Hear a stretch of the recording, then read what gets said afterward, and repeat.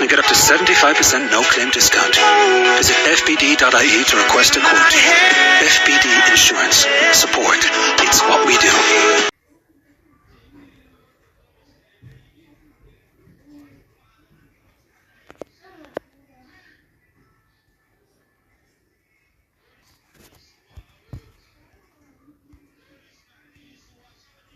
Those conditions and underwriting criteria apply. 75% no-claims discount is based on proof of 5 years no-claims discount.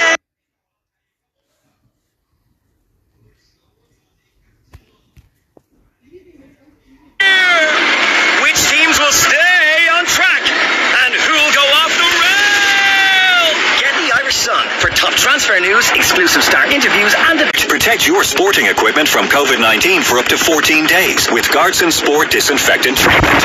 Team sport settings with the sharing of balls, rackets, gloves, helmets, and all other sporting equipment. Guardsson Sport kills COVID-19 on impact, keeping surfaces free from COVID-19 and other viruses and bacteria for up to 14 days by creating a protective polymer layer on application. For more information on Guardsson Sport and other quality assured, certified and approved PPE, visit yourcovidprotection.com. At Paddy Power, we know competition for the remote control can be fierce at the weekends. So in order to give the non-football loving occupants of your house something to do, here are some of our top suggestions. Go for a walk. Walk the dog. Go cycling. Cycle the dog. Recycle the dog. Just go. All very good options, we say. And that's not the only one. If one leg of your 4+ fold ACCA lets you down, get a free bet on all football leagues and markets. Paddy Power. Max free bet €10. Min odds 1 to 5 on each leg. Online exclusive. Excludes shop bets. T's and C's apply. 18+. Need help? Visit gamblingcare.ie. Welcome back. The players going through their final preparations for this one. Should be a cracker. Brighton against Liverpool. It's the second game of the Premier League weekend, of course, because last night up in the northeast it was Newcastle against Crystal Palace, which was watched for us by James Fielder.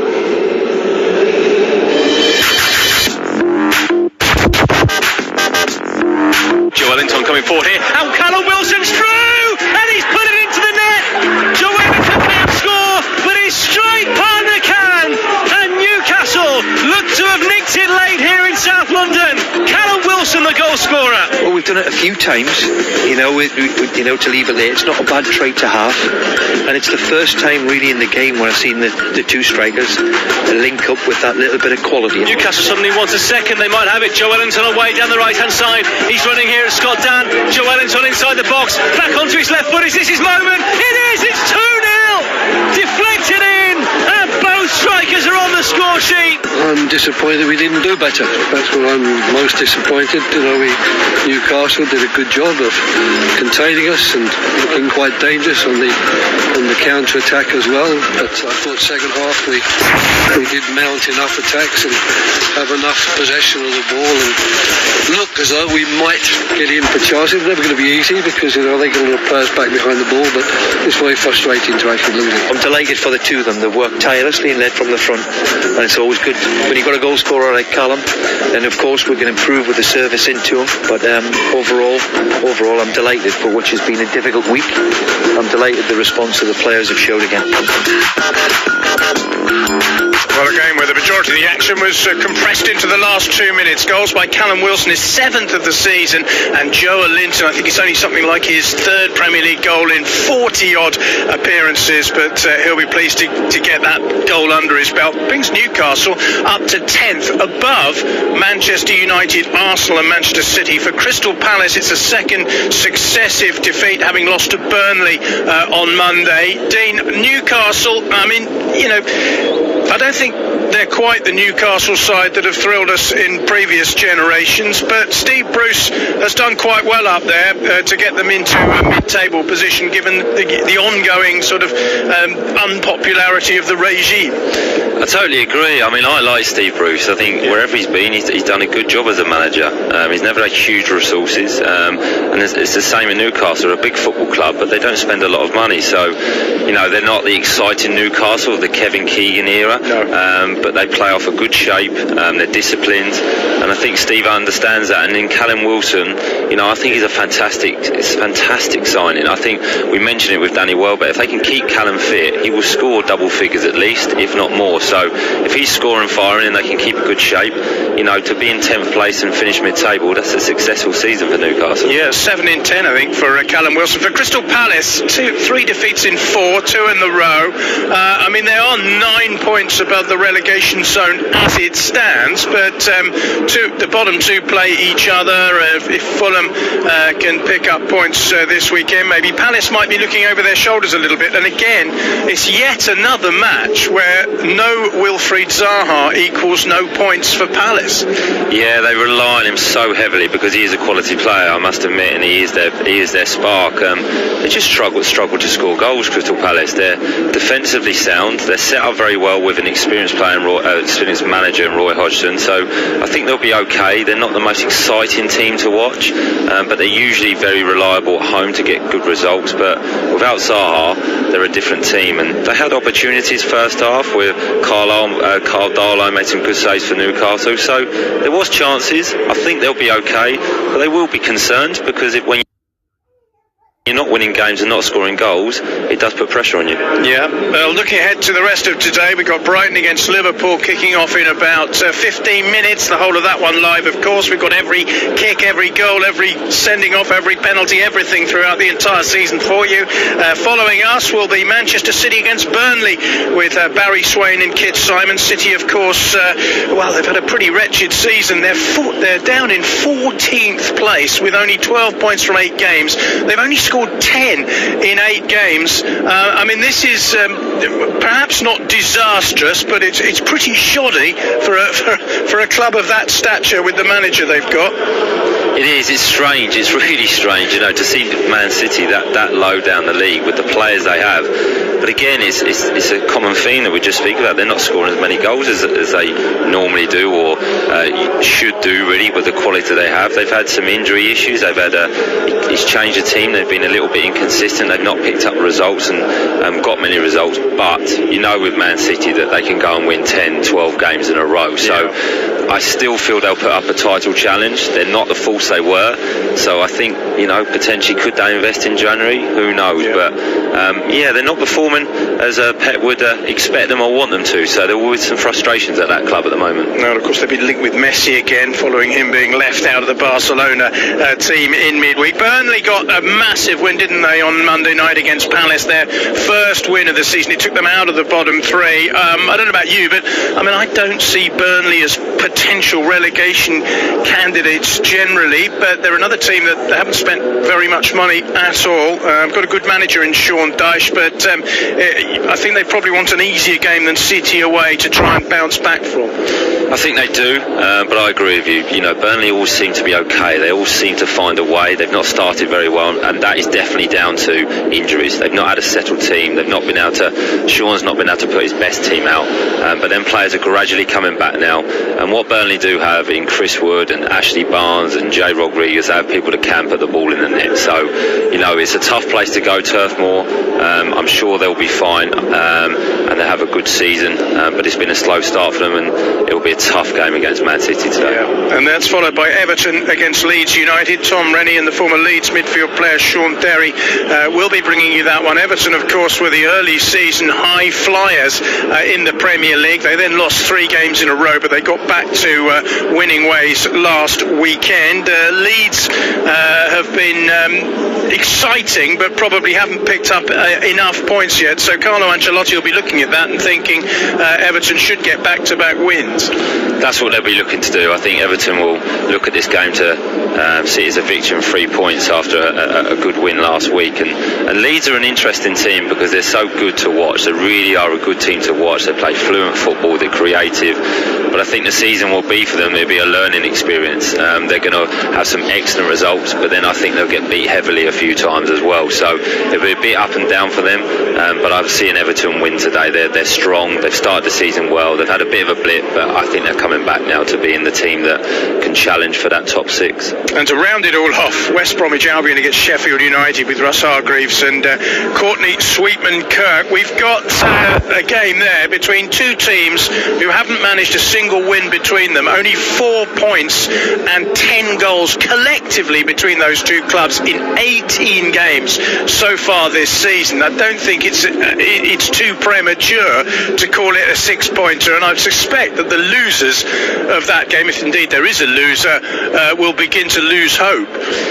Yeah, it's a tough one, and it's strange because Sheffield United had such a good season last year and they've just not started right. I've watched a few of their games. They're performing pretty well, but they don't look a massive threat in scoring goals, and if you don't score goals you're under pressure to keep clean sheets, and that's so difficult in the Premier League. So I don't think the fixture today will be a thriller. Like you're saying, either team is not the most expansive team and they're not scoring goals and the confidence will be low, but yeah, it's a 6-pointer that, one of the teams, if they can win, it will probably really kickstart their season. Yeah, absolutely. Then into tomorrow, Southampton against Manchester United at 2. The late game is Arsenal against Wolves. Sandwiched in between those two is arguably the top game of the day, a London derby between two teams who I think it's fair to say are not exactly bosom buddies. Chelsea and Spurs, that's Toby Gillis and Chris Perry. Let's hear from the Chelsea manager, Frank Lampard. They're in good form, Chelsea, as are Spurs. It should be a great game, but he took time just to reflect, as so many of us have this week, on the passing of the great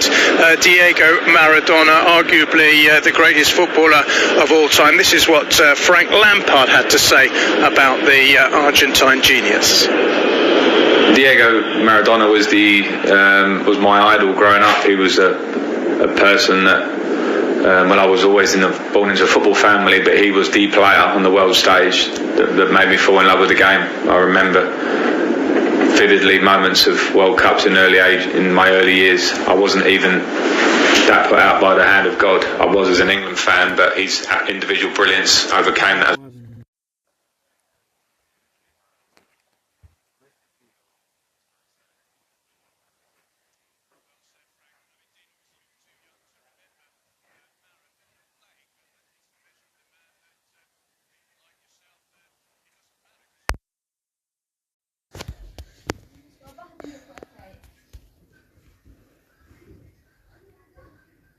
All about his career, because he's such a complete and utter legend.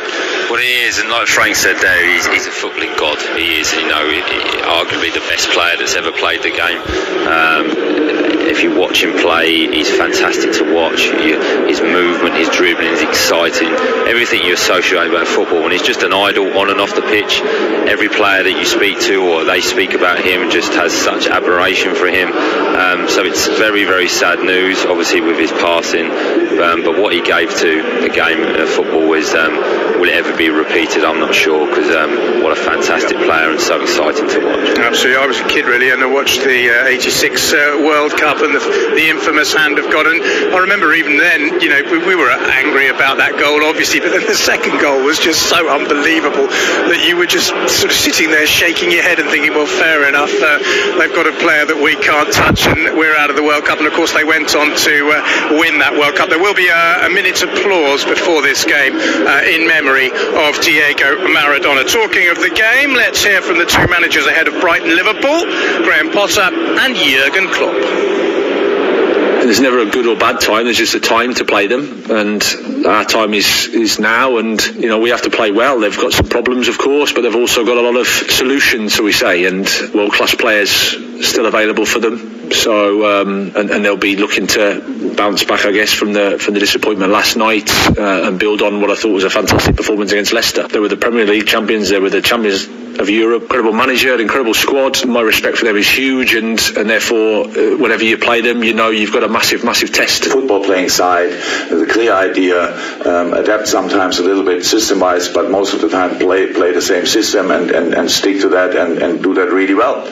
So yes, they don't score or didn't score so far, maybe often enough to get the results out of it, but we cannot go there and expect that they will not finish their situations off. Of course not. We have to make sure that we are ready ready for a lot of necessary defensive work, because they make the pitch big. And Brighton pitch is anyway big, and then they make the pitch, even try to use all of it, and then it's just hard work, and that's what we have to be ready for. We were always so far, and we have to be again. I've really missed the supporters. I think at first it was something that you had to do, and it's a bit of a novelty, and okay, you try to get your head around it, but then as time goes on, you miss the support so much, because through good or bad, and you accept that sometimes it isn't so good, because the team isn't doing so well, and that's life.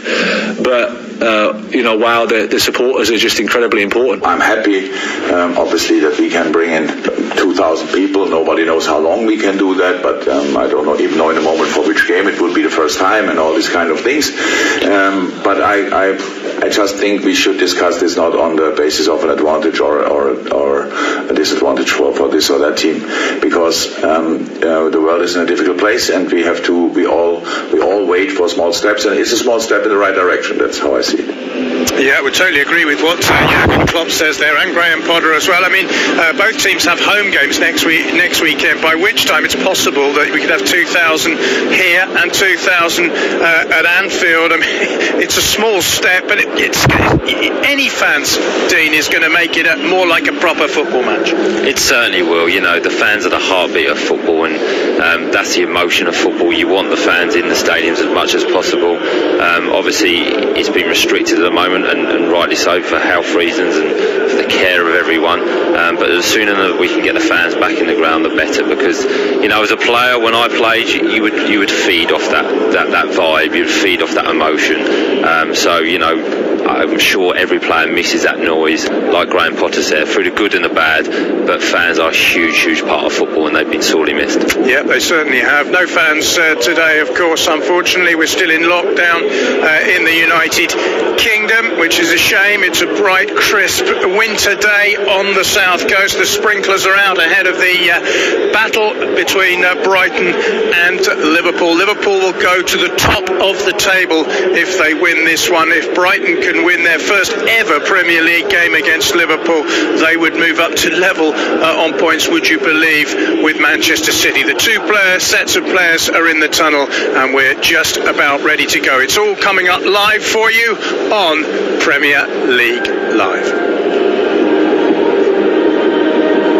What will you really gain from using anabolic steroids? Using illegal anabolic steroids can lead to nasty and serious side effects, both physical and psychological. Heart failure, infertility, hair loss, acne, mood swings, increased aggression. Don't lose out to steroid gains. Know the risks. Visit zerogains.ie. A message from the Health Products Regulatory Authority. Amazon's Black Friday week is here, so you can either shop last-minute presents and be a Christmas nobody, or shop now and become a Christmas hero. Wow, best present ever. Amazon's Black Friday week, 20th to 30th November. Shop now, relax later.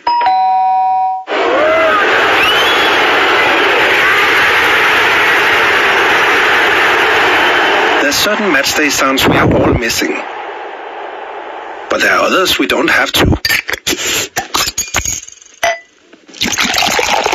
Is Carlsberg Pilsner the best beer to enjoy while watching the match at home? Probably. Carlsberg Pilsner, probably the best beer in the world. Enjoy Carlsberg sensibly. Visit drinkaware.ie. This is not the time for business as usual. It's time for effort and imagination. It's time to use technology to start your online plans. It's time to work from home, to stay in touch. It's time to look to each other. Erskau Kayla. Ireland is working online with help from Black Knight and .ie, because now we need better than business as usual. Call Black Knight on 059 918 3027 or visit blackknight.ie. Create the Premier League atmosphere at home with Harvey Norman, the home of the big screen.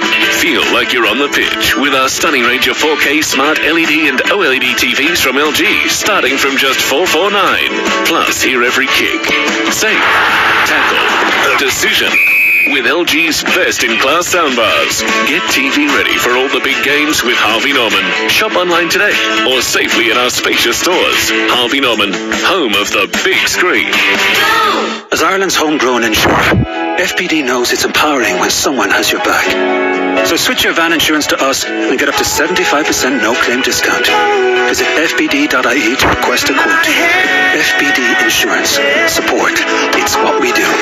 Terms, conditions and underwriting criteria apply. 75% no-claims discount is based on proof of 5 years no-claims discount and available to new commercial motor customers only.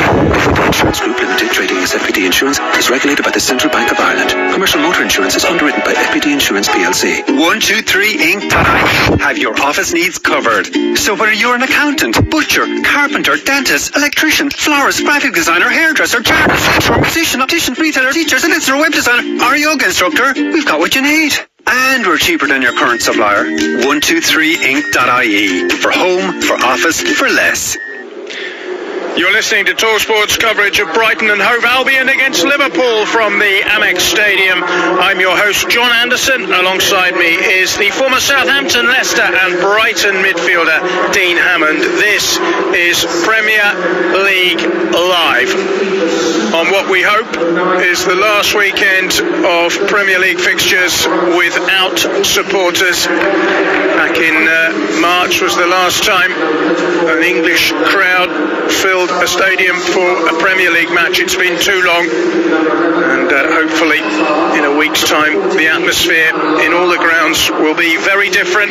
Brighton host Southampton next weekend, Liverpool host Wolves, but they're up against each other today, both in their traditional strips, as you would expect. Liverpool all in red, led by James Milner today, in the absence of Jordan Henderson. Brighton and Hove Albion in blue shirts and white shorts. The referee is Stuart Atwell, as he walks rather belatedly out into the centre. Some of the officials don't look as if they're quite prepared. The players are out in the middle, and one of the assistant referees is still adjusting his top and his electronic piece of kit that keeps him in touch with Stuart Atwell, but any minute now we will be underway. But we are going to, as the rest of the football world has been doing since the tragic passing of Diego Maradona, remember one of football's greatest ever players. I think the debate really is whether it's Maradona or Pelé. Either way, Maradona was a genius who lit up a World Cup. Some would say he led Argentina almost single-handedly, and I do use the pun intendedly for England fans. There's Maradona's picture on the big screen, and the applause begins.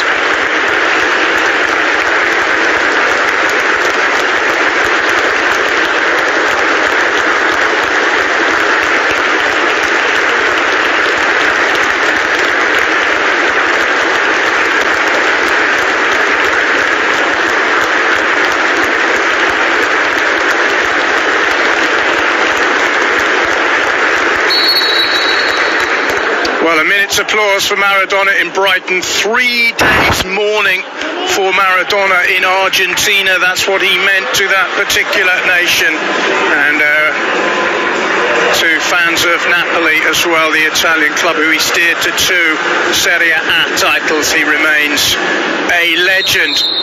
Underway once the knee is taken by the 2 sets of teams. Now traditional part of the English football Saturday. Milner gets the ball back to a unfamiliar player, Nathaniel Phillips, who is in the side today. Joel Matip is not injured and was expected to start alongside Fabinho for Liverpool, but he's been rested. They of course have important games ahead. They've got Ajax in the Champions League on Tuesday, then Wolves, then Midtjylland again in the Champions League. It's relentless for Liverpool, and here come Brighton trying to perhaps expose any tiredness in those Liverpool legs, although there are a lot of changes from the team, which lost rather unconvincingly to Atalanta in midweek. I'll take you through the two teams. Brighton have Matt Ryan in goal, a back three of Ben White, Adam Webster and Lewis Dunk. Joel Veltman replaces the suspended Tariq Lamptey at right wing-back. Pascal Gross, Ibissouma and Solly March complete the midfield. Then it's Aaron Connolly, Danny Welbeck and Neil Mopai. For Liverpool, Alisson is in goal. I'll break off because Diego Jota's coming forward quickly here for Liverpool. Tried to play it unselfishly to Mo Salah. And you just wonder, Dean, whether maybe Jota might have been, given the form he's in with goal scoring, had a go himself there. Yeah, really surprised. I mean, good play by Liverpool, getting in behind Brighton, and very surprised he didn't take that himself. Obviously got a big shout from Salah, but on his right foot as well, one more touch and strike. So Brighton a bit fortunate there that Jota didn't take the opportunity himself. Yeah, Brighton's hearts will have been in mouths. Diego Jota's got 7 goals in his last 7 games, and Salah has 5 in 6 against Brighton. Here's the cross in. It's repelled by Lewis Dunk. Here's Mo Salah, who does enjoy playing Brighton. In addition to those goals, he's also got 3 assists against them. Brighton have lost their last 9 league games against Liverpool, including all 6 in the Premier League era. Here's Salah finding Fabinho. Liverpool have Alisson in goal, a back four of Nico Williams, Nathaniel Phillips, Fabinho and Andrew Robertson. Then it's James Milner, Gini Wijnaldum and Takumi Minamino. Up front, Mo Salah, Roberto Firmino and Diogo Jota. No Sadio Mane today, but Jota is in such form that you don't sense that front three will be weakened very much today. Here's Fabinho just inside his own half, a defensive midfielder really by trade, but coming into the Liverpool side as a defender. He flicks it down the middle towards Salah. This is a chance! And he's put it wide, but twice Liverpool inside the opening 3 minutes have threatened to open Brighton's defence. First it was Jota trying to square for Salah, then Salah going on his own and driving his shot wide. Yeah, it's a fantastic pass by Fabinho, and that's what he brings you at centre-half. But another good run by Salah. Probably should have done better, but Brighton need to be careful of that. Too good. Liverpool's movement is excellent, and the timing of the movement is really good. So a couple of warning signs for Brighton. They need to really switch on and concentrate if they're going to get anything from this game this afternoon, as well as this morning, this afternoon. This afternoon, official. 25-1. I know what you mean, though. Salah's actually got 2 goals last season in a win against Brighton by 3 goals to 1. As I mentioned, 5 goals and 3 assists in his 8 appearances against them, so they'll know all about, as everyone does, what Salah is capable of. Brighton have a throw-in on the far side, with their first a chance really to get something going attacking-wise. Here's Yves Bissouma, but he's lost it to Roberto Firmino, who scored a welcome goal against Leicester last weekend. Firmino nudges it forward to Salah, and then Minamino finding James Milner, and here come Liverpool again. They look up for it today. Here's Jota. Back to James Milner. Only 3 players have made more Premier League appearances than him. Robertson back to Milner again.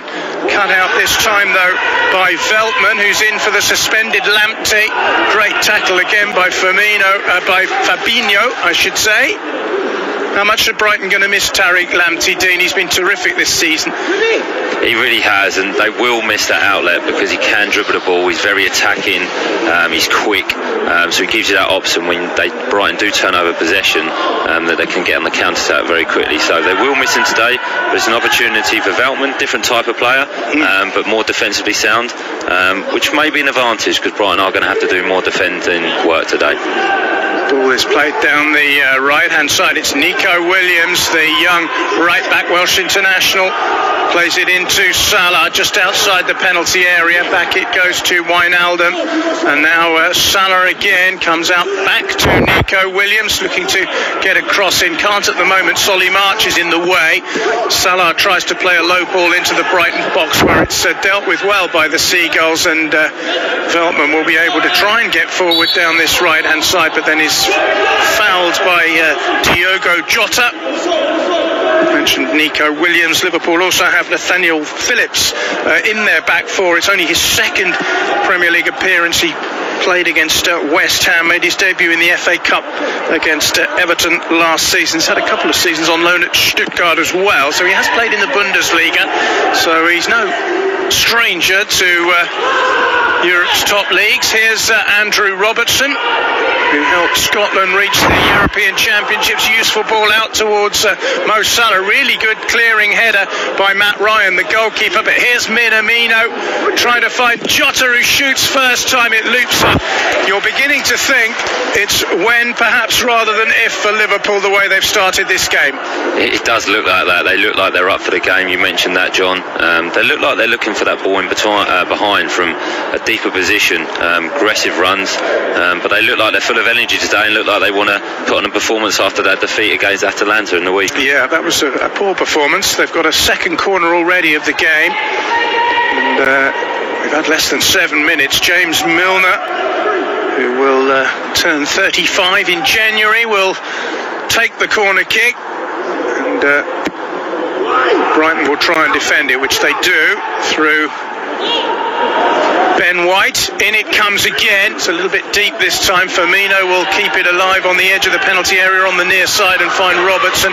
Back to Firmino once more. Scored a terrific header against Leicester last weekend, and he's got it again inside the box. It's Firmino. Goes for goal this time. It bounces back off Veltman.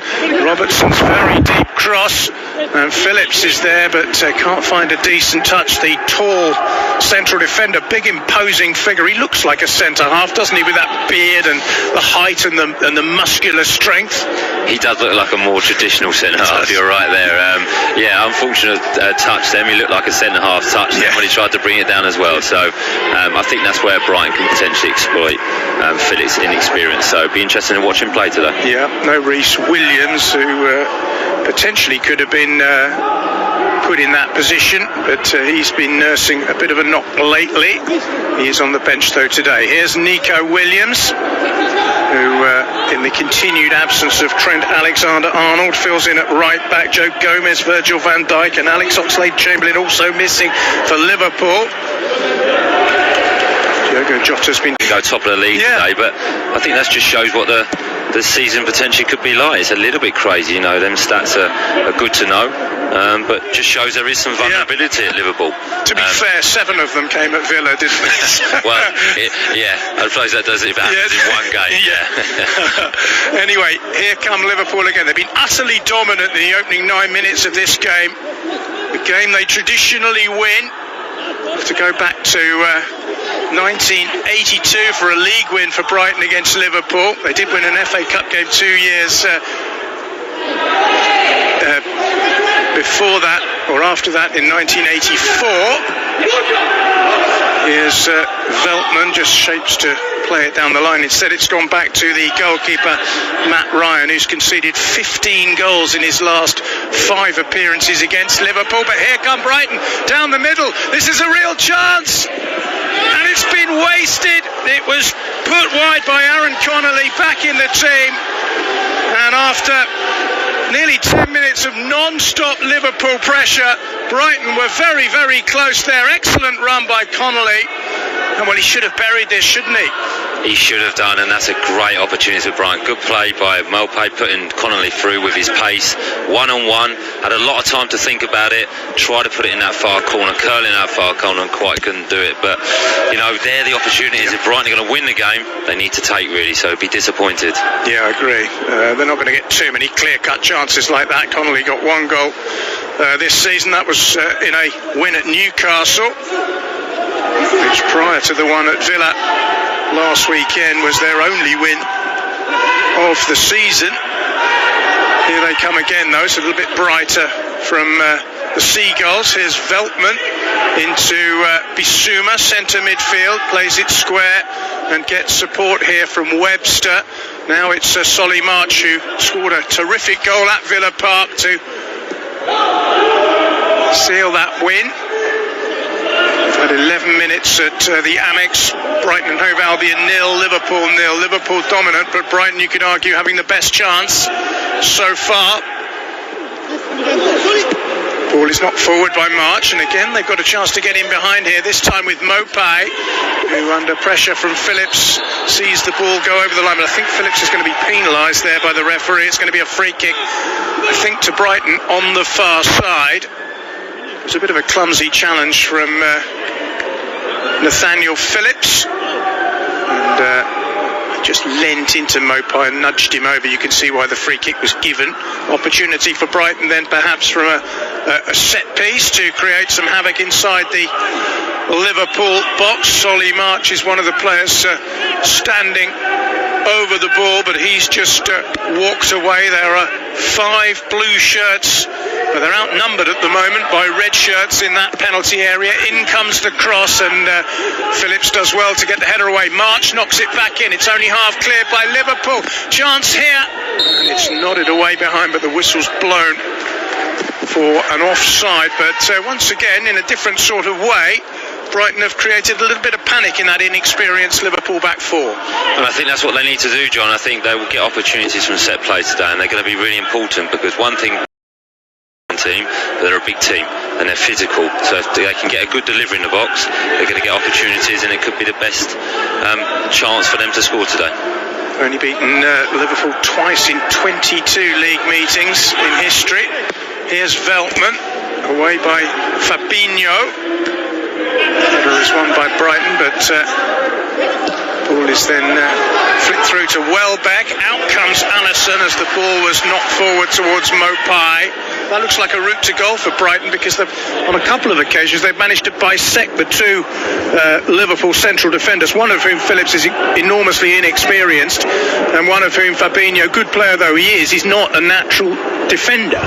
No, it's not, and Liverpool do play a high line, so that ball over the top has got Brighton in twice now, and maybe that's why Connolly's playing, because he has got that pace and he does like running in behind. So it'll be interesting to see how that turns out today. But the same with Liverpool as well, they've got him behind Brighton a couple of times, so surely this one. It looks like it, you're right. Yeah, don't forget you can get in touch with us via Twitter at TalkSport Live. Let us know where you're listening and what you want to say, and we'll read out the best of them.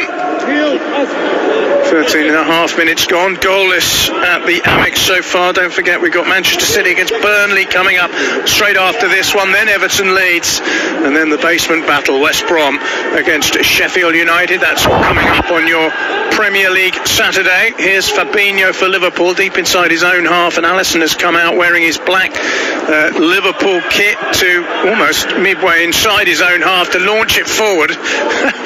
Well, when you've got a goalkeeper who's a ball that, well, to be honest, a creative central midfield player would have been proud of there. It didn't quite find Salah, but Alisson, with a speared ball, knew exactly what he was doing there. He did, and I would have been proud of that. I don't think I could have pulled that off. Well, no, a great pass, and almost got Salah in. So, goalkeepers these days play with their feet, and they're exceptional players, and that was an excellent demonstration of that. It certainly was. Brighton looking for the avoidance of a 9th home game without a win. That would be a club record. They haven't won since they beat Arsenal crucially 2-1 in the first game they played after the restart last season, and at that point they were very much in the thick of the relegation battle, and that win went a huge way towards making sure that in the end they weren't. Here's Robertson, good ball. Oh, that's a rather blatant body check there on Jota by Ben White, who I think is going to get at least a talking to from Stuart Atwell. It was pretty cynical. Yeah, I mean, it's very, very clever by Jota. He's waited for Ben White to come with a little look, as you can see there, playing it around him. Intelligent player. It's a good play. If he's fortunate enough to get away without a booking, he's a lucky boy. I think it's a warning to the Brighton centre-half. Here's Minamino, who's not scored in the Premier League, although he did score for his country Japan recently in the international break.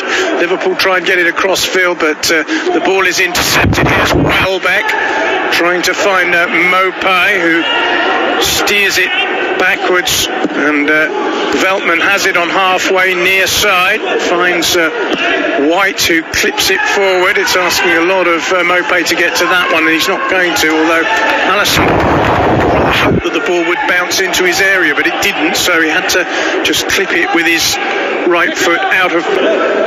Brighton have certainly been better after a fairly torrid opening 10 minutes. Here's Bissouma. Back to Lewis Dunk, who's had a checkered career against Liverpool. He's twice, Lewis Dunk, scored own goals against today's opponent, but he's also scored for Brighton against them, so he's got 3 goals in this fixture, but only one of them in the right end. Well, he likes to be involved then. Yeah, he does. I like him a lot, Lewis Dunk. I must admit, I'm one of the people who's sort of slightly scratching my head, given that Gareth Southgate likes playing 3 at the back, that Dunk doesn't feature more in England's squads, because he's comfortable in that setup, certainly. I agree with you. I'm very, very surprised he doesn't get in that squad or even gets an opportunity. I agree. It's surprising. It's blocked here when you consider that Conor Cody is a similar sort of player and a similar sort of. Just got a picture of Adam Lallana on our screens here, one of the substitutes for Brighton, but of course title winner and Champions League winner with Liverpool, who've just conceded a corner via the left foot of Andrew Robertson. So in the 18th minute, Brighton will have an opportunity again from a set piece. They've got the likes of Dunk and the likes of Webster and White. They're all very tall men. The 3 centre halves will all go up for this one, and they've all got good ability in the air. That said, none of them have managed a goal yet this season, but if they are going to get a goal, this might be the route to it. Plenty of movement inside the Liverpool penalty area, but when you look at Webster up against Jota, for example, it's about 6 inches height difference between the two of them. Here comes the delivery from the left-hand side, and it's a good header away by Milner at the near post. Comes back out to Bissouma. Need a better delivery than that, really, Brighton, if they're going to get those centre halves into dangerous positions from set pieces. Here's Solly March, who took the corner on his left foot, but pushed back all the way to Webster, and now Bissouma, who does well and finds Connolly into the Liverpool box. Oh, he's gone down. Now, is that a penalty? 1-1, and I think it's been given by Stuart Atwell. It was Nico Williams going toe-to-toe with Connolly. The Irish international striker went down. We've just seen a replay of it. What do you make of that? Yeah, I would say that's a penalty. Really intelligent play by Connolly. He's got him behind. He can see the player coming and used his body brilliantly. Got his body across. Defender's committed himself. So that's a penalty, and I can't see that being changed by VAR, if I'm honest. I agree, and I think the VAR check is over. Milner is talking, the Liverpool captain, to Stuart Atwell, but I don't think he nor Jurgen Klopp can have any complaints when they look at that again. As you said, he did well to get his body across and force young Williams into a mistake. And Neil Maupay is spotting the ball up. He's got 4 goals this season, the Frenchman. And a real opportunity here to put Brighton ahead. Almost 20 minutes gone. It's Maupay against Alisson. Oh, he's put it wide. The kick went the wrong way, but so did the ball. It's gone past the post, and Brighton have wasted an absolutely glorious opportunity to take the lead. Maupay misses.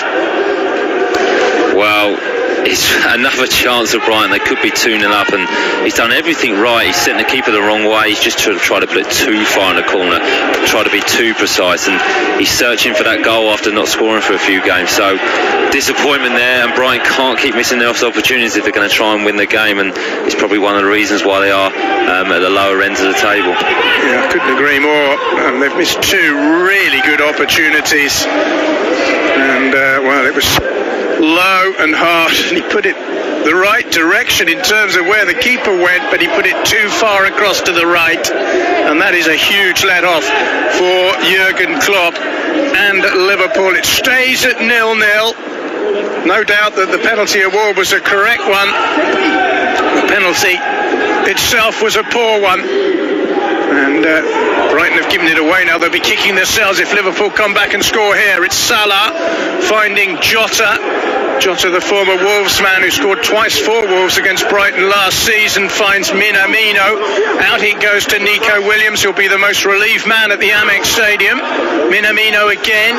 Back it goes to Phillips, and now Jota looking to turn. He swapped flanks. He's on the right-hand side at the moment. He's been in such great form, Diogo Jota. And that's a very poor ball, though, just as I say that. And out of play it goes, because Brighton have got Neil Maupay injured, so it hasn't been a very happy minute and a half for Neil Maupay. 1 minute he's putting a penalty wide, and the next minute he's down in the middle of the pitch, although I think he's going to be okay. I mean, there's not much you can say about that penalty, really, other than the fact that he got it all wrong. I mean, Alisson guessed wrong, but was probably, I don't know, 10 yards away from the ball when it went past the post, the keeper, wasn't he? Well, I think when you're searching for that goal as a goal scorer, you try and be so precise with it, and he's trying to put it right in the corner. Yeah. I mean, Alisson's a fantastic goalkeeper. He's selling the wrong way, so he's done the right thing. You know, he's probably looked in the opposite direction with his eyes. The keeper's guessed the wrong way, but you know, it's a poor miss, really. Looks like he's going off, Dean. It looks like he's muttering to himself. He's thrown his black armband down, and he's taking off his shirt in the tunnel, and it's a strange one. He's not had any treatment from anyone, but he's walked off the pitch. He usually says, John, if he walks off like that and he knows that something bad has happened, a recurring injury. I don't know if he's had previous injuries this season, and he'll definitely know something's torn or has popped in his body. Well, it was one of those ones where there didn't seem to be nothing happened to him. He just went down, didn't he, in the middle of the pitch, because the ball was in play, and Brighton just knocked it out of play. But I mean, at the moment they haven't got a substitute on yet, but he's walked straight down the tunnel into the dressing room, so as you say, he clearly knows that he's not fit to continue. That's a reverse ball in by Veltman. Can try to strike it goal. It didn't come off in the end. We're midway through the first half. It's been an eventful 23 minutes with chances at both ends and a penalty miss. Here's Milner finding Firmino. Good tackle by Bissouma, and Brighton will recover with Gross, who tries to find Welbeck. Foot in from Wijnaldum. It'll be kept in on the far side by Nico Williams. And Fabinho pushes it up to halfway. Here's Jota, who's been heavily involved, finding Milner. Milner is not playing at fullback today, the versatile player. He's more in a midfield position, but he has played as a fullback, as he did against Leicester last weekend at right back. Here's Jota for Liverpool, trying to find Firmino, does well to hold off his man, plays the ball square. Wijnaldum to Minamino, and now Nico Williams. His cross is high and hanging, but too long. Veltman heads it clear, but it'll drop for Robertson. Robertson cuts it back to Milner. Milner reverse pass to Jota. This is good from Liverpool. Robertson teases it up towards the far post. It's a delicate chip, but it's gone a little bit too far, and Solly March will get there ahead of Takumi Minamino and get the ball clear to Fabinho, and the referee blows his whistle for an infringement. And finally, Brighton will make the substitution. It's the Belgian who's going to come on, Leandro Trossard, who normally would start but has been nursing a thigh injury, but he's going to come on for the majority of this game. We've had 25 minutes, and he replaces Neil Maupay. What a miserable afternoon Maupay has had. Misses a penalty, and 3 minutes later comes off the field injured. That's Jurgen Klopp's voice you can hear. I don't know if you picked that up, but he was absolutely screaming at his men. They had a really good first 10 minutes, Liverpool, but since then they haven't been particularly impressive, have they? No, I think, like you say, the first 10 minutes they were fully in control, but Brighton played really well. They've had aggressive runs in behind. White scooping it over the top towards Connolly, who shoots. It hits Robertson and falls kindly for Liverpool, and Minamino will bring it out of defence and tip it forward. It's a really poor ball, though, and it bounces a couple of times and goes out of play. Nowhere near Mo Salah. And another nice little piece of play by White, who's another defender who looks as if he can play a bit. And Connolly's been involved in everything for Brighton, hasn't he? He's had a great chance spurned early on, then he won the penalty. He's had a shot there which hit Robertson and bounced away. only surprise really is that we haven't had a goal in the opening 26 minutes. Here's Veltman into Gross, and now Veltman again just gets away from Firmino, plays it down the line, beautifully controlled by Trossard. Trossard early into the box, too close to Alisson. You can see what he was trying to do there. He was trying to catch the Liverpool defenders off guard as he looked to find Connolly, but didn't get it right. Trossard has just got the one goal this season. That was on the opening day in a defeat against Chelsea, but he did score against Liverpool last season, albeit in a 3-1 defeat here. It's a long time since Brighton last beat Liverpool. They have never even taken a point off them in the Premier League era. Here's Phillips, and he's twice nearly given the ball away. What do you make of his performance so far? I would say it's a little bit nervous.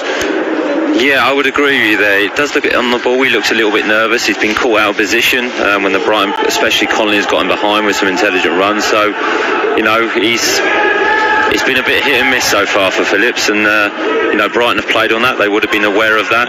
So Connolly, his movement's been fantastic, if I'm honest. He's creating opportunities, aggressive running behind is causing Liverpool problems. Yeah, I've got Thames Property saying commentators run their commentary so well that you can easily paint the picture of the happenings on the pitch of play in your head. That's Emmanuel from Nigeria. Thanks, Emmanuel.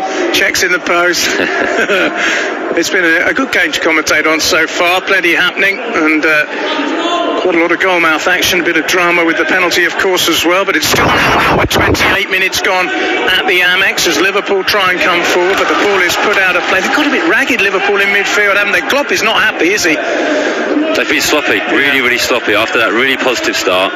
Brighton have been a better team and should be 2-0 up, and if they were 2-0 up, you couldn't really argue. So, yeah, Liverpool is strange. They can't quite get into their mojo, really. Their fluid passing game. So credit to Brighton, I would say.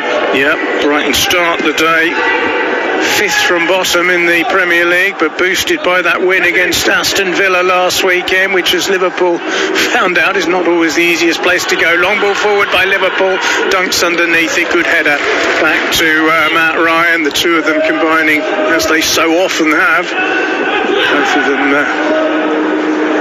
absolute guaranteed starters week in, week out.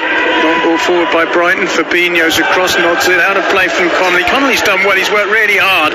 What he has done is every time the ball's played long, he's put pressure on those Liverpool centre halves. Fabinho on that occasion dealt with it, but he's been a pest for Liverpool in their final third. Throw in to the Seagulls will be taken by Veltman, who finds Welbeck. Took his goal really well last weekend with a run from the halfway line and a dink over the keeper. Was played for Watford last season, but couldn't help the Hornets stay in the Premier League. Scored a memorable overhead kick for them against Norwich in a win, but it wasn't enough in the end. But he's back in the Premier League with his new club, once of Manchester United and Arsenal, of course. Danny Welbeck, who celebrated a birthday recently. He was 30 on Thursday. Andy Robertson has the ball in his hand. Half an hour gone at the Amex. Brighton 0, Liverpool 0. Here's Minamino just trying to divert the ball forward. But on the far side, it's with Phillips at the moment. Slow build up this from Liverpool. Here's Firmino and Milner. Clever ball into Minamino, who's inside the centre circle. Finds Robertson. First time ball down the line by him to Jota. Back to Robertson again. And now it's Firmino. It's a little bit short from him, and Trossard tidies up and tries to get down the inside left channel, but is dispossessed by Wijnaldum. Here's Milner. Milner, clever ball over the top to Salah. Just a bit too much on it, and it bounces away from the Egyptian and into the arms of Matt Ryan, who, back for that flurry in the opening 10 minutes, hasn't been terribly occupied in this game. Here's Wijnaldum. Now Williams to Milner. And again, Liverpool just knocking it around inside their own half. They've shaded the possession, but not by much. 53% to 47. Here's Milner again in centre midfield. Just nudges it away to Mo Salah. Salah's got a man running down the right-hand side, but he's ignored him, and the ball's come back infield to Minamino, and now Robertson. Liverpool enjoying a lot of possession, but they're still only midway inside the Brighton half with Roberto Firmino, who finds Milner. There's a break down the right-hand side. Here's Salah. He's given it away. And it's all rather messy at the moment, isn't it? Brighton not having to do very much, really, or not having too much to think about, given all the Liverpool possession, because when they've had the ball, Liverpool haven't used it very well.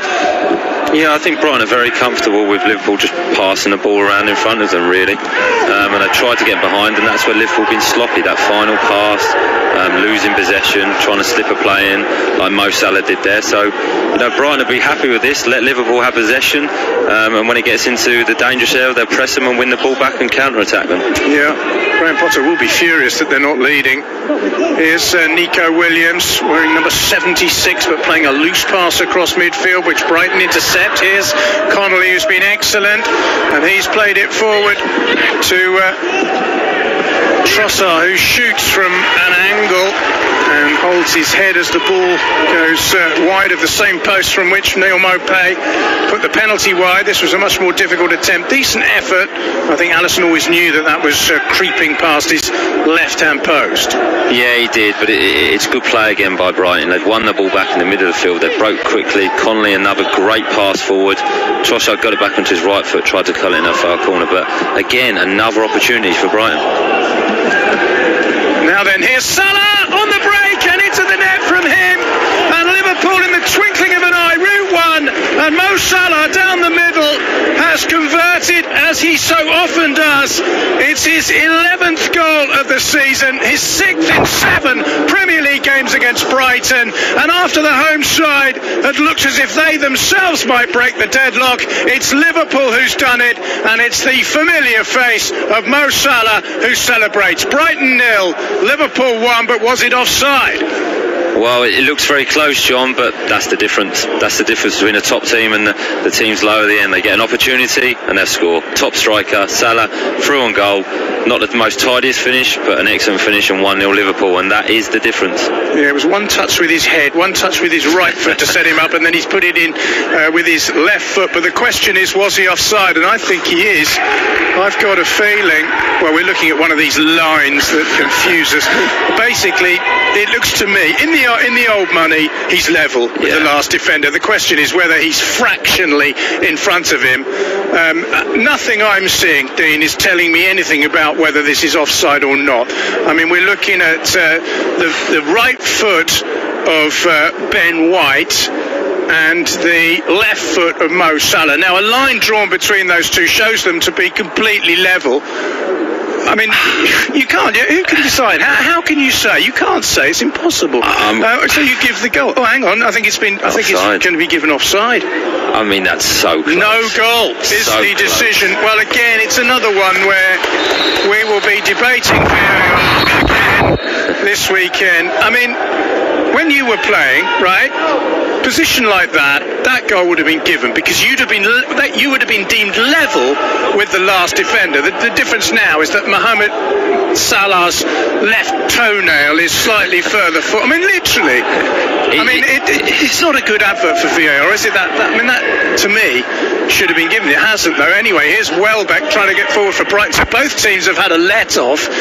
Brighton have missed a penalty, and they've seen a goal fractionally disallowed by VAR to deny Mo Salah, and it's always quite annoying as a commentator as well, because you go through all these stats about how many goals he's scored, and then of course you have to do it all again if he scores later in the match. But anyway, it didn't count. It's still 0-0. We're not quite sure how. We've got 10 minutes of an entertaining first half to go.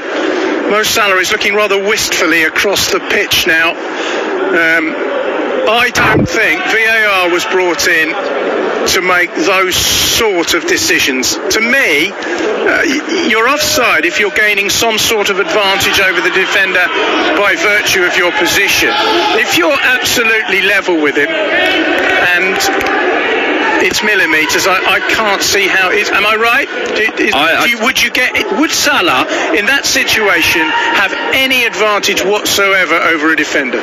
No, not at all. And I assumed an unfair advantage. No, and I thought VAR was brought in to encourage more goals. I agree. To give good decisions where goals were cancelled out. So, in my eyes, and like you said, in old money, with that term, that's a goal. Absolutely. You know, he's timed his run well. He's got put through, and it's a good finish. So, you know, Brighton have been let off the hook there, but VAR, you know, it's always going to be a debate, and I don't necessarily agree with how it's used now. It's too technical, too close now, in my opinion. Too fussy, isn't it? Yes. Yeah, absolutely.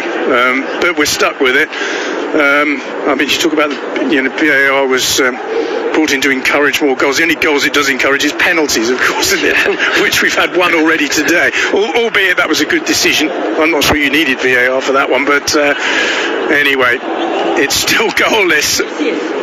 But it's been a good half. It has been a good half, yeah, absolutely. And you know, if there were any fans here, there'd be plenty to talk about in the queues for cups of tea. Here's Welbeck. And he sort of burrowed his way through the Liverpool defence there. He was a bit wide on the left-hand side when he took his shot. It was a left-foot effort which went across the face of goal. But in terms of clear-cut chances, Brighton have had more than Liverpool, you could say. They really have. I mean, what's that, the fourth chance probably Brighton have had?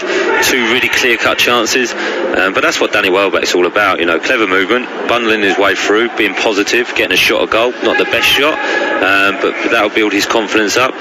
So Brighton are on top here with a much better chances.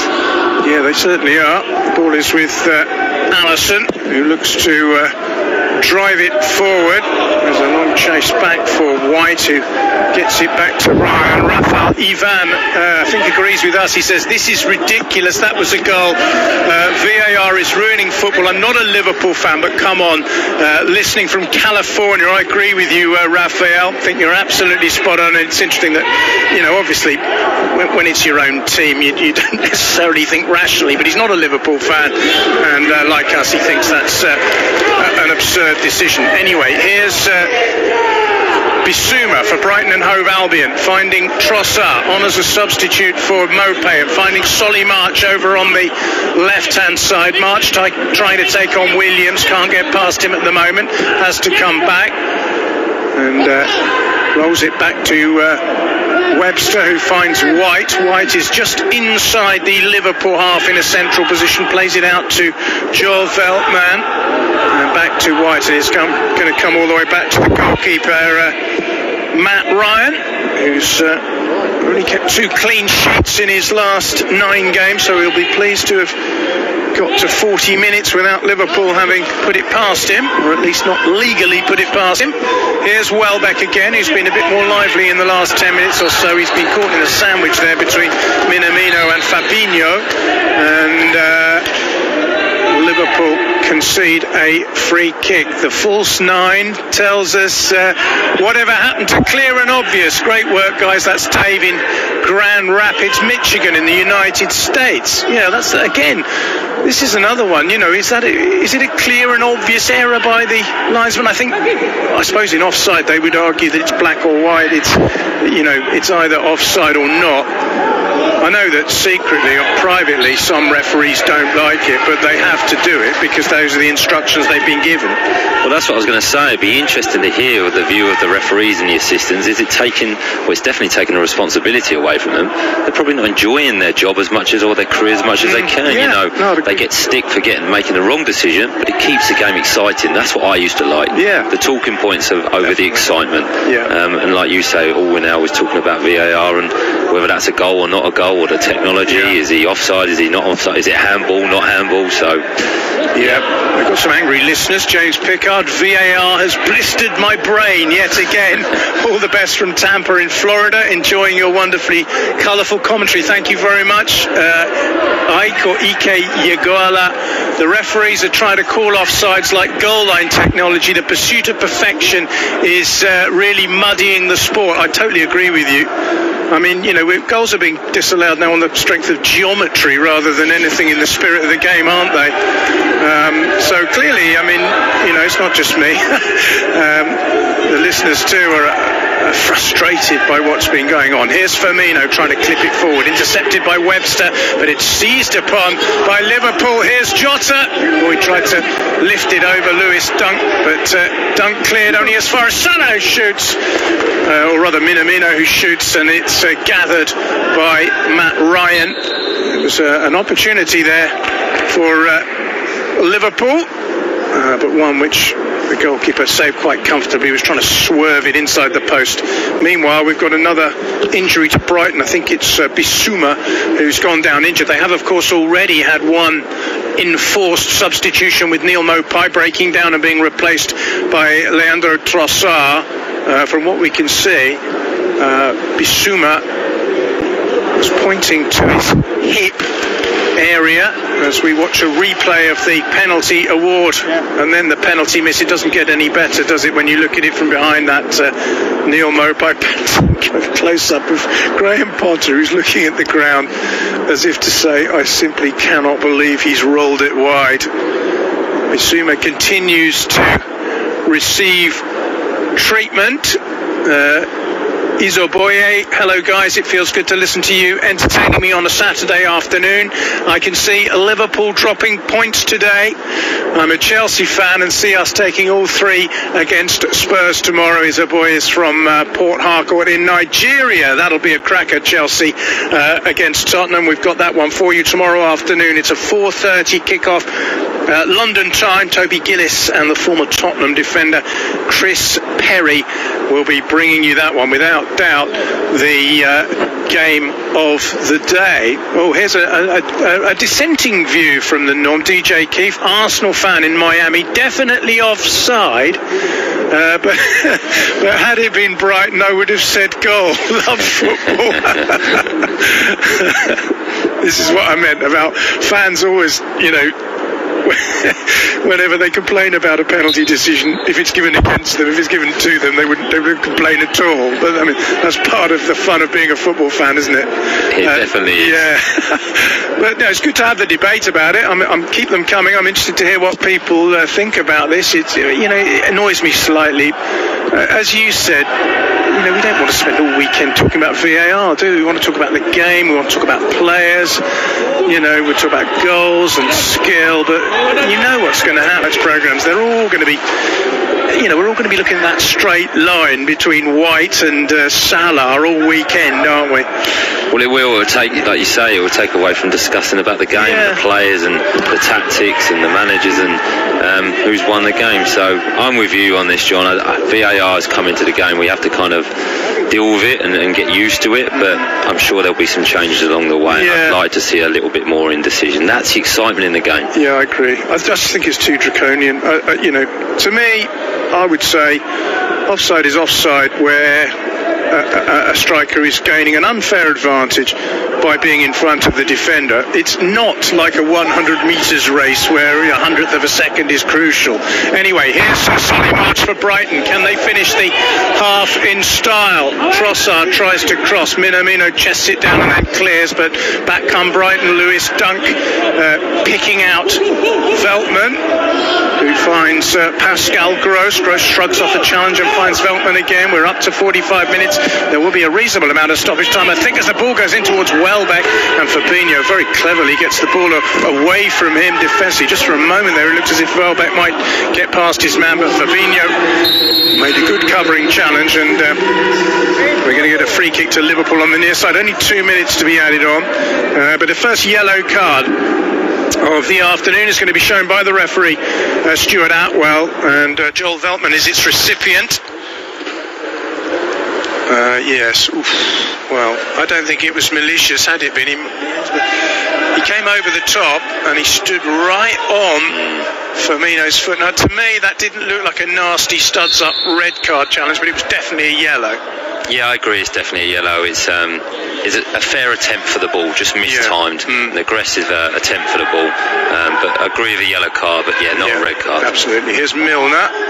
Liverpool have got a couple of minutes to try and get their noses in front before the interval. That's a poor ball, though, intercepted by Webster, who finds Connolly, and that's nice by Brighton. The ball is flicked over the top.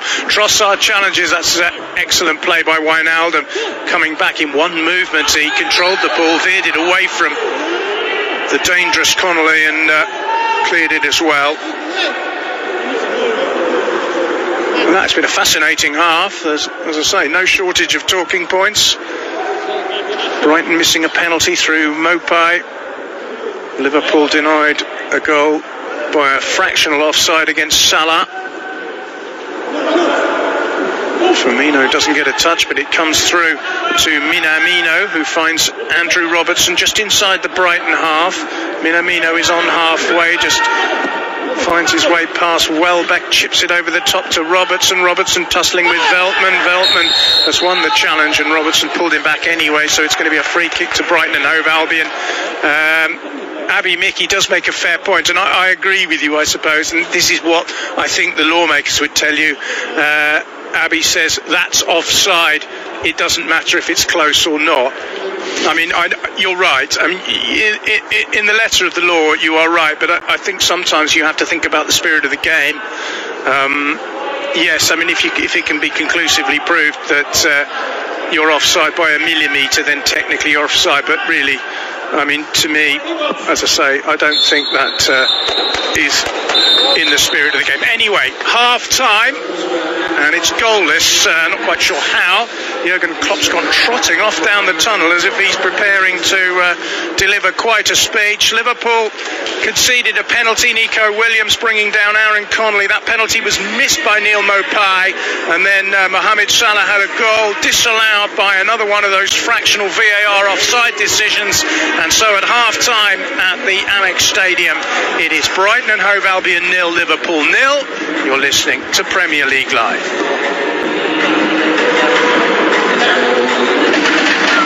Get ready and hold on tight, because the Premier League is here! Which teams will stay on track, and who'll go off the rail? Get the Irish Sun for top transfer news, exclusive star interviews, and opinions from the biggest names in football, plus expert analysis of every action-packed match in our fantastic goals pull-out each weekend.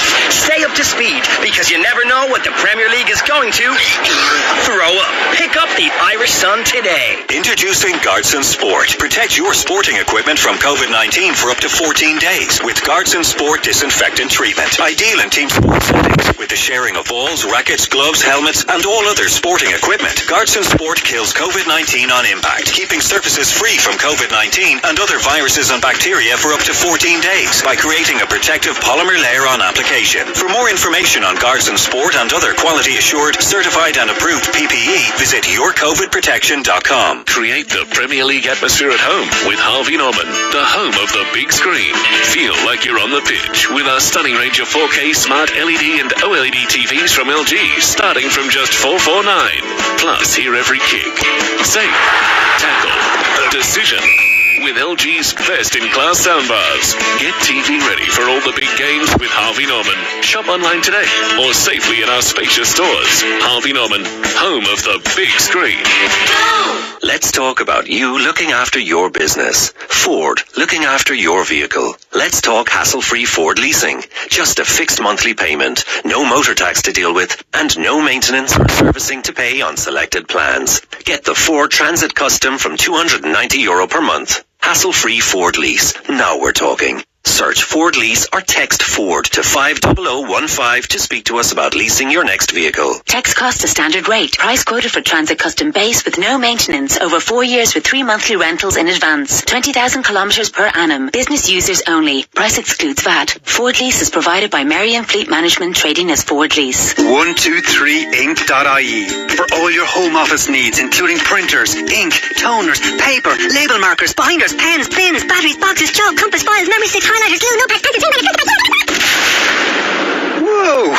And we're cheaper than your current supplier. 123inc.ie. For home, for office, for less. At Paddy Power, we know competition for the remote control can be fierce at the weekends. So in order to give the non-football loving occupants of your house something to do, here are some of our top suggestions. Go for a walk. Walk the dog. Go cycling. Cycle the dog. Recycle the dog. Just go! All very good options, we say. And that's not the only one. If one leg of your 4+ fold ACCA lets you down, get a free bet on all football leagues and markets. Paddy Power. Max free bet €10. Min odds 1 to 5 on each leg. Online exclusive. Excludes shop bets. T's and C's apply. 18+. Need help? Visit gamblingcare.ie.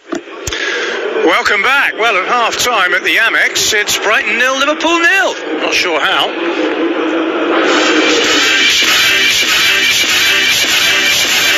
Here come Brighton, down the middle. This is a real chance. And it's been wasted. It was put wide by Aaron Connolly. One-on-one, had a lot of time to think about it, tried to put it in that far corner, curling that far corner, and quite couldn't do it. Connolly into the Liverpool box. Oh, he's gone down now. Is that a penalty? Brighton 1-1. It's been given. It's Mopai against Allison. Oh, he's put it wide.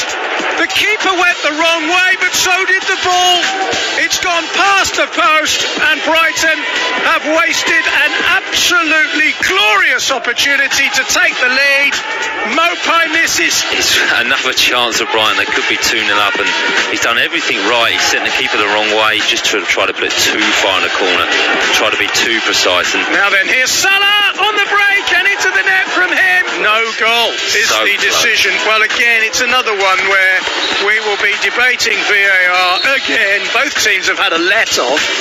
Brighton have missed a penalty, and they've seen a goal fractionally disallowed by VAR to deny Mo Salah.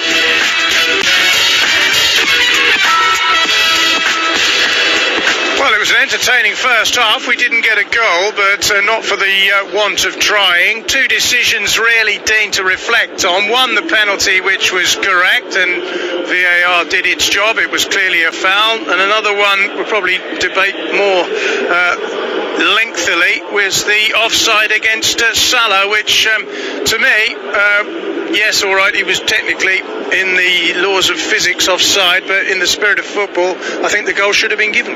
Yeah, I agree. I think the goal should have been given. Lucky enough for Brighton, it wasn't. It's just so close to call, and we discussed it in the first half. I think it just takes the excitement out of the game. You have to wait for that period. You have to check it. You have to check another line comes across. So it's just a bit disheartening, really. And I'd like to see the responsibility go back to the referees. If it was me, I enjoyed that when I played. It brought more emotion to the game. So Brighton have been lucky there, and Liverpool would definitely be disappointed.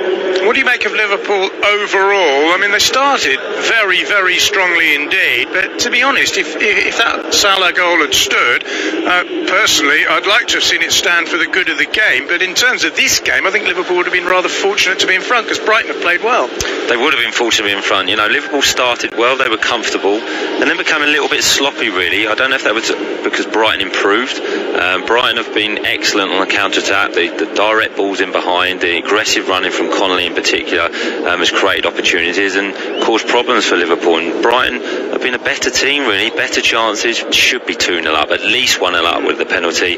Connolly had that one-on-one as well, probably a little bit too much time to think about it.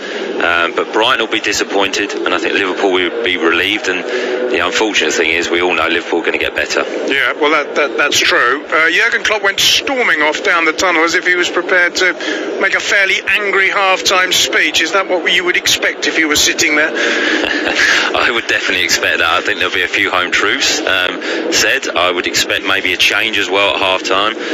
Liverpool got Mane to come on, and you bring him on, it just changes Liverpool completely. The dimension, his pace is, it changes everything for Liverpool. So, yeah, I think a few aggressive words, wake a few players up, especially after that defeat midweek against Atalanta. They'll want to put a performance in second half and get a result. So I believe it will be a different Liverpool second half. Because they've got a very inexperienced back four, but at the end of the day, it's still 0-0. And as you say, Liverpool are likely to improve. We've seen it before. We saw it last season, didn't we? Liverpool title winners tend to do that. They don't play particularly well, but they get a goal from somewhere and win games. Well, you'd expect it. If I'm honest, if I'm sitting here, I expect Liverpool to score. You expect them to score every game. So can Brighton keep a clean sheet? There's a question mark over that. And can Brighton score a goal? So it's going to be very, very tight. And Brighton are going to need to score at least one to win this game, because I expect Liverpool to score and be better second half. So it's going to be interesting. But credit to Brighton. They've been really, really good first half. They've just been, their game plan's been excellent, really. Let Liverpool have possession in front of them. Liverpool not caused them major problems and hit on the counter-attack with pace and that creativity. So if they can continue that and get an opportunity, but they're going to have to convert one. They're not going to get many more. Yeah, they can't keep missing them. We've got the second half of this one coming up. Following that, Barry Swain will be in the chair with Kit Simons to bring you Manchester City against Burnley. Rather like Liverpool, Manchester City are a club that are experiencing a fixture pile-up, which is not going to get any easier between now and Christmas. And the City boss Pep Guardiola told us that the schedule is hectic for everybody, but he doesn't see it changing. Every winter time is the same question. If you review the whole press conference of the managers, and most of them in this period, this kind of questions, the answer will be completely the same. But not here. I think in the Alex Ferguson time or Arsene Wenger time, it was the same. So it's part of the culture, it's part of this. The manager or the players or whatever tried to suggest our opinion, but a part of this we are not involved. So all we can do is try to make our teams play better. And that's all. And when try to help them to recover as quick as possible, prevent the injury as much as possible, and like always, there are a time of the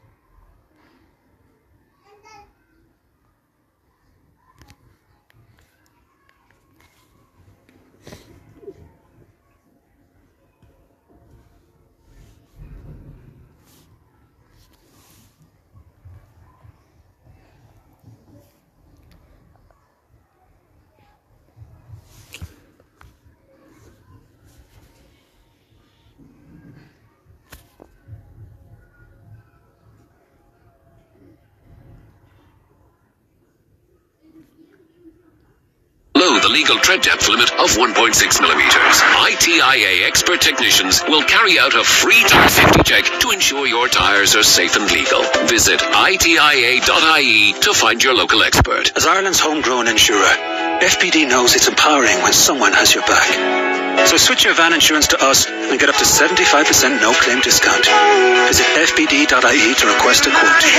FPD Insurance. Support. It's what we do. Terms, conditions and underwriting criteria apply. 750 Insurance is regulated by the Central Bank of Ireland. Commercial motor insurance is underwritten by FPD Insurance PLC.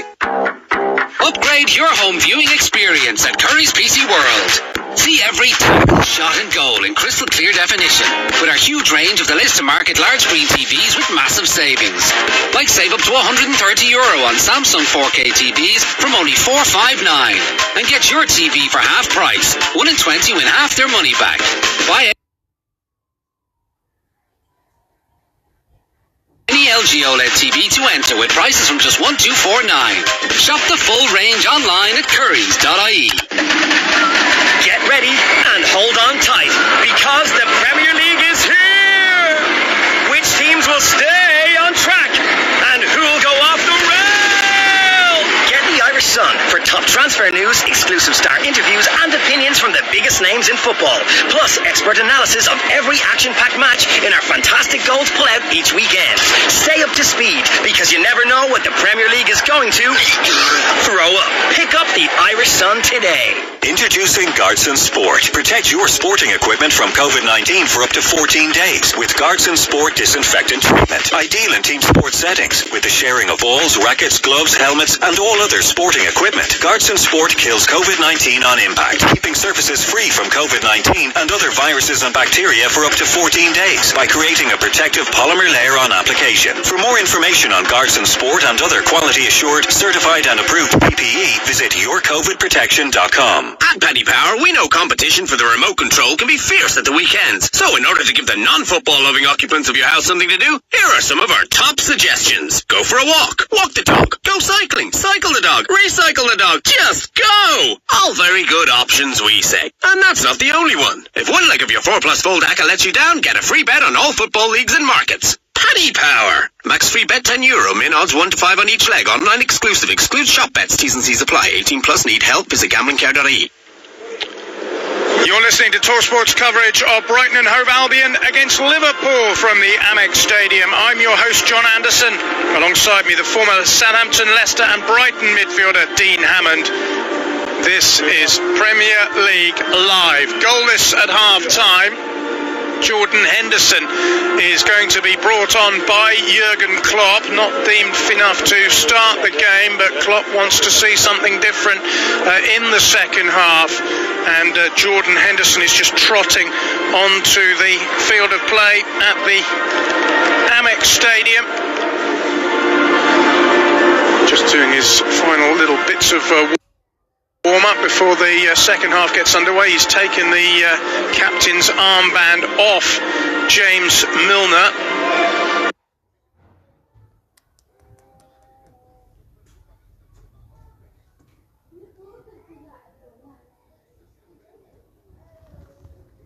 And Liverpool, who went to the cosh for a section of that first half,